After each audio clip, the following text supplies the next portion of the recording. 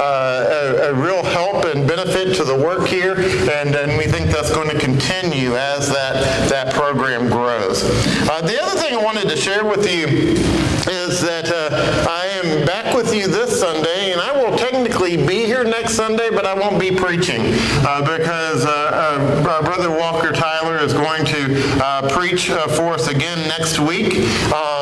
He is nearing the end of his internship with us. He has technically 2 more weeks that he's got left on his internship, and so he'll be sharing with us next Sunday, and we look forward to that. But also, he has been working and planning for an event that we have this coming Saturday. This Saturday, we have our kind of end of summer celebration, getting ready to begin the new year, the school year. And this is not just for our youth, it's for our entire congregation. We want everybody to come out and be a part of this. Walker has been basically the one who's coordinated and planned and put all this together, and we thank him for his efforts, and we want to support him in his efforts as well. And so we've got a lot happening next Saturday. The information's in the bulletin, but we're going to have a lot of food, but also we're going to have a lot of activities. We're going to have some water activities for the kids, and I guess adults can participate in those too if we really want to. There's going to be a big water slide and obstacle course here, big inflatable thing. We're going to have some other games and things to participate in. We'll have some things for the adults to do as well. So we encourage you to come and be a part of that, and let's just spend some time in fellowship. We did not get to have our 4th of July celebration this year, and so this kind of takes the place of that this time and gives us an opportunity here in the summer to just get together and spend some time in fellowship and enjoyment together as a family. So we hope that you'll come out and be a part of it. We also hope that you'll bring family and friends with you to be with us for that event. Now, having said all that, let's get into our lesson. Our text this morning is going to be found in Matthew chapter 5. And Matthew chapters 5 through 7, there we find one of the first recorded teachings of Jesus. We call it the Sermon on the Mount. But in reality, calling it a sermon to me is a little misleading. Because Jesus was not standing at a podium on the side of a mountain reading from prepared notes. Jesus was sitting on the side of a mountain, and he was just talking for a long, long, long time. Now, there are some who think that this lesson may have been divided up into a couple of periods of time, but we don't have evidence of that. But what's interesting is even though Jesus was teaching for a very long time here, as we read through Matthew 5 through 7, I am pretty sure no one was looking at their watch.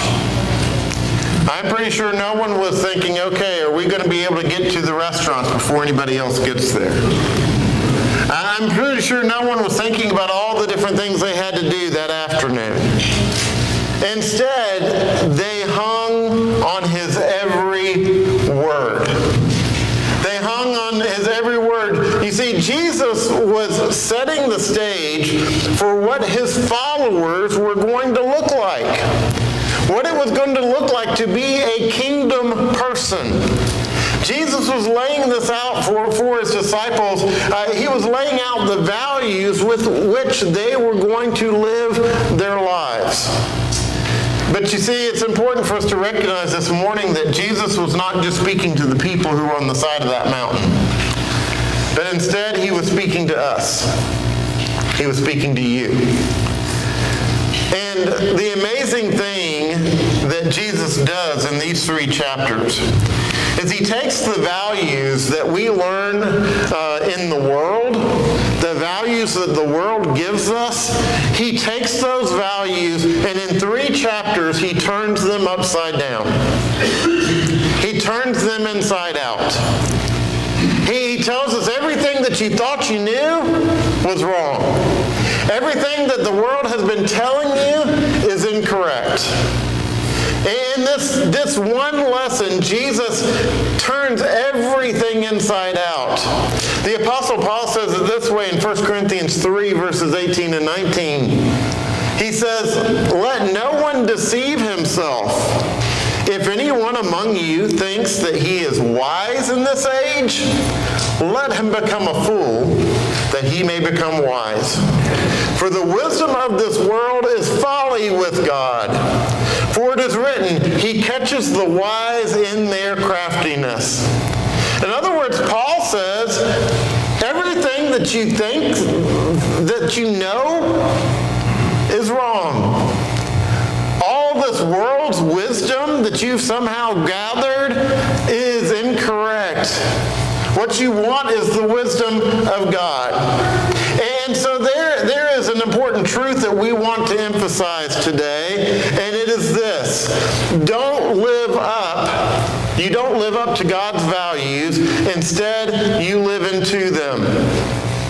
You see, when we try to live up to God's values, we get caught in this thing of trying to function in our own wisdom. And we view this we have this mindset that God's values are way up here. And I'm down here. And if I'm going to live up to God's values, somehow I'm going to have to get myself from here to here. And what does that do?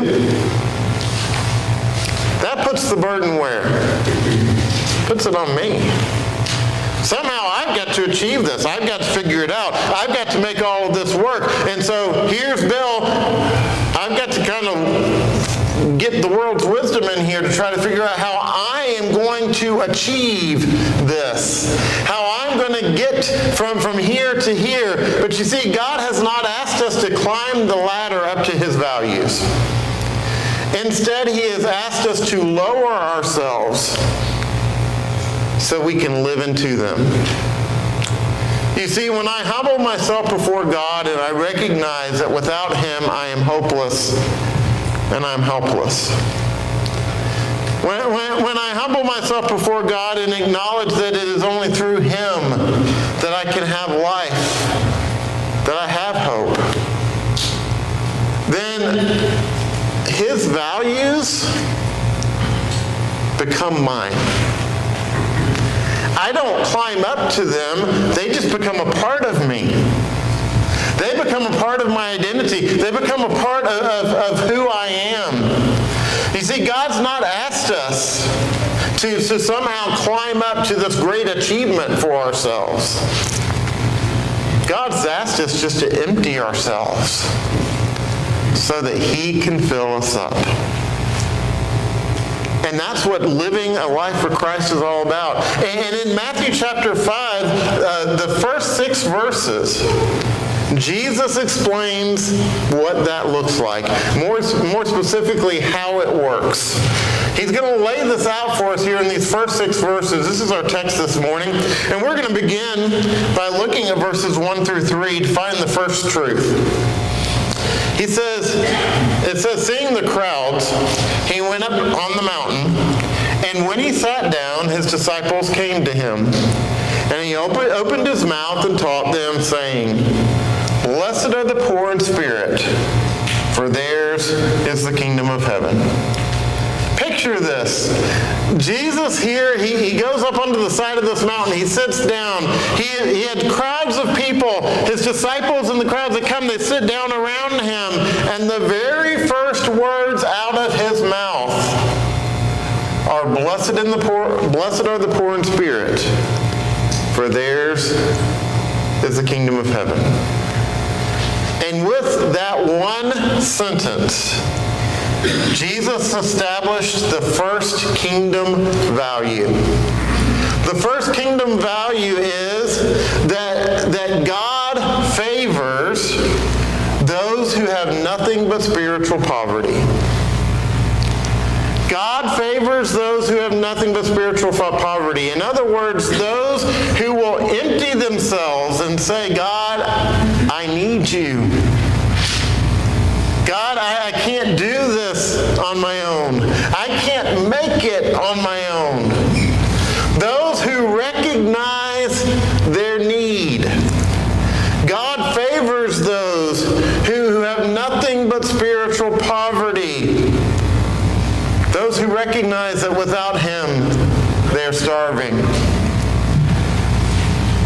tells us something different. The world's values are very different. The world says, blessed is the person who relies on themselves, who pulls themselves up. Blessed is the person who's emotionally strong, who can handle things on their own.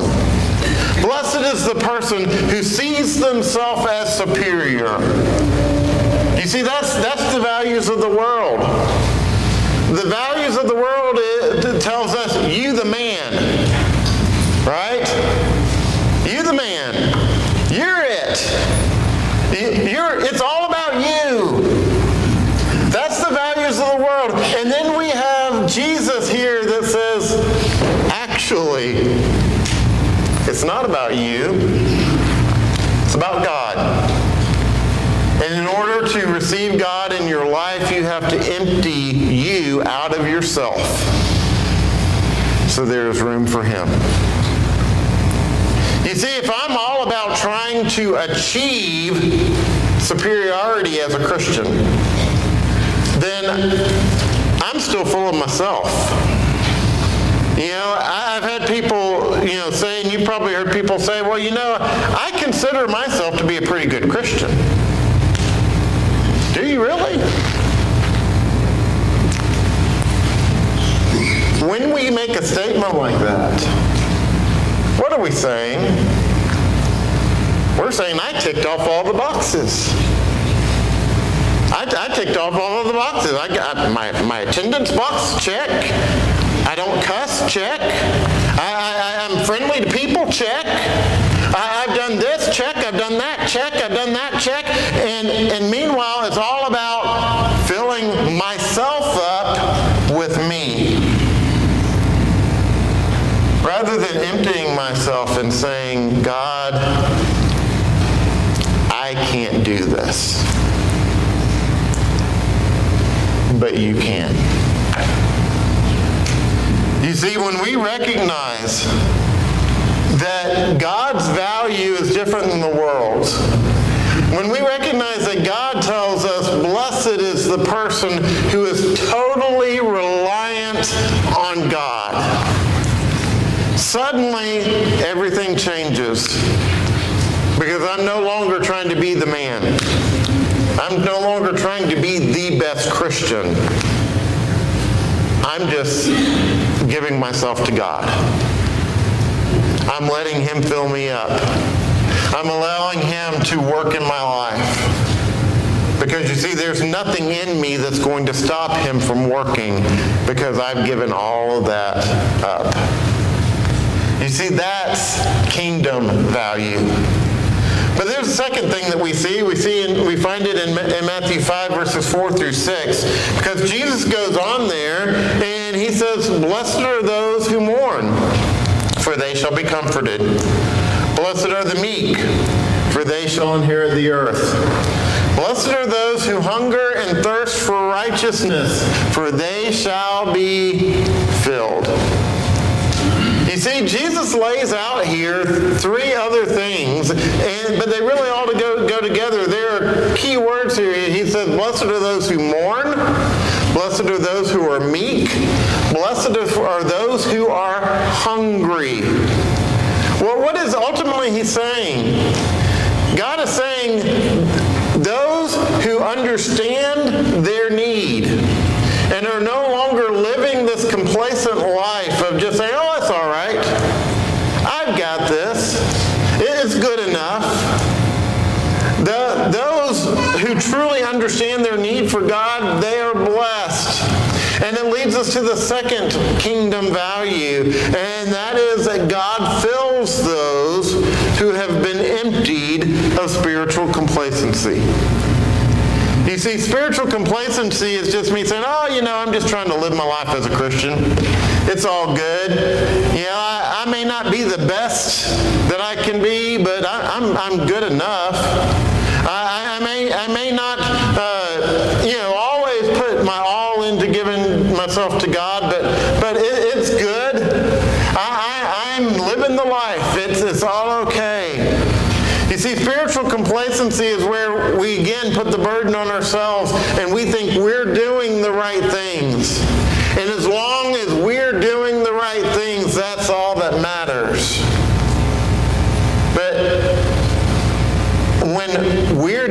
all the right things and we've filled ourselves up with us, there's no room for God to do his work.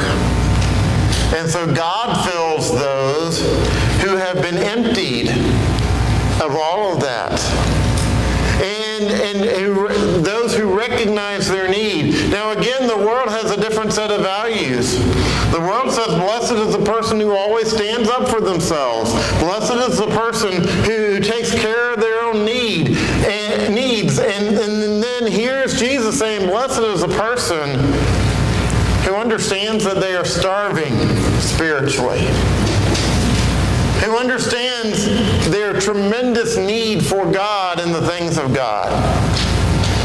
One of the things I do in the evening a lot is I will do a deep dive on YouTube. YouTube is one of those things that you look up something that you're interested in and it's going to give you another 150 videos, right, on that same subject. And recently I've been watching a lot of videos on North Korea.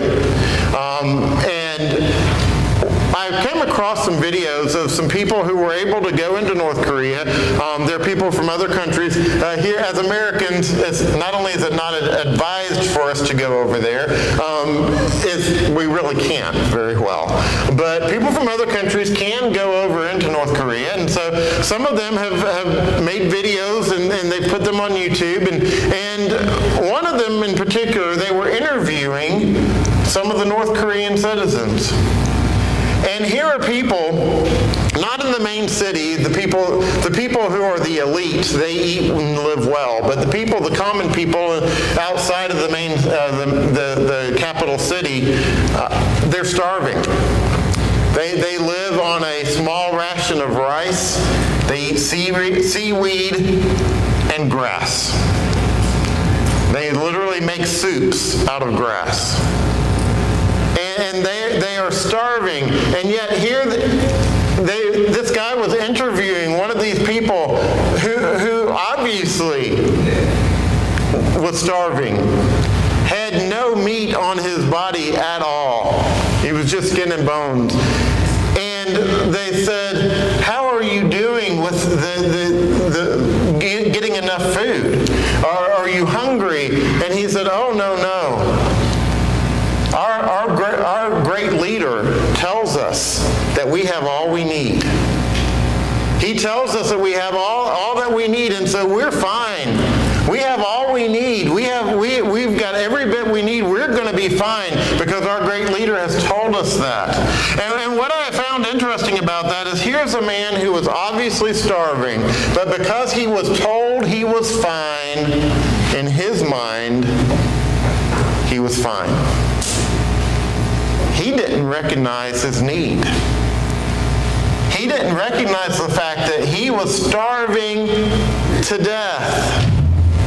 All because he was being convinced by all kinds of propaganda that they have there that, oh, you've got everything you need, you're fine, you're blessed.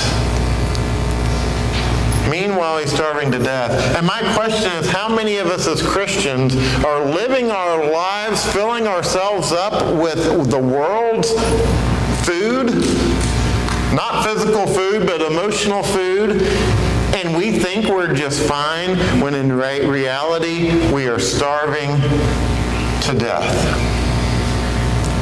You see, God's value is blessed is the person who walks in God's ways, submits to God's rule, and displays God's character in their life.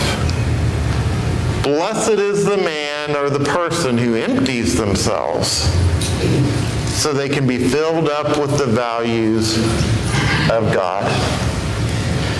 You see, we're in this constant battle because we constantly are being bombarded with the values and the messages of this world. And we often find those values and those messages creeping into the church. If we're not careful, they can become a part of our mindset. Because we live in this world and we hear those values constantly. But you see, kingdom values are inside out. Kingdom values are the opposite of the world. And here's a pretty good gauge. If somebody in the world is telling you that you should value something, you should probably be looking to the opposite. Because the world's values are not kingdom values. And so kingdom values are inside out. You have to be spiritually hungry in order to be filled by God. You have to be spiritually poor in order to experience the riches of a relationship with God. Those concepts make no worldly sense. And yet God has told us, if you need me, I will meet your need. But how many of us walk around this world thinking that we have no need for God because we're taking care of it all by ourselves? I've got this, right? I go to worship on Sundays. I've got this. I've opened my Bible every once in a while. I've got this. I may occasionally even say a prayer to God. I've got this. And what are we doing the whole time? We are putting the burden on ourselves of what we can control and what we can manage, rather than recognizing that as long as we're doing that, God's not working. Because we've left no room for Him. So the first value from the Mount is this. God meets us in our spiritual need, not in our spiritual strength. You see, if I think I'm strong, if I think I've got it all under control, God's not going to be there because I don't need Him. Jesus said, I didn't come to help the people who think they're well. I came to help the people who recognize their need, who understand that they're sick. We're also told that when we are weak, that is when we are what? That's when we're strong. Because in our weakness, God meets us and He brings us strength. This morning in Bible class here in the auditorium, we were talking about grief and how to walk through grief in our lives and that process. And in that whole discussion, one of the things that kind of ran through it is that we've all seen God work and God move through our process of grief. When we humble ourselves before God and say, God, I don't understand this. I don't understand this loss. I don't understand this pain. I need you. That's when God's there. But likewise, when we come before God and we acknowledge to God that we can't do this by ourselves, we're not strong enough. Surprise, surprise, we're not smart enough. We're not wise enough. We don't have enough of anything to do this on our own. The world's over here saying, pull yourself up by your bootstraps. You can do it. Just get in there. Have the determination. Do it.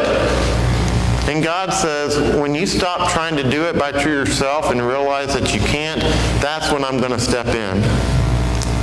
And that's when I'm going to fill you up.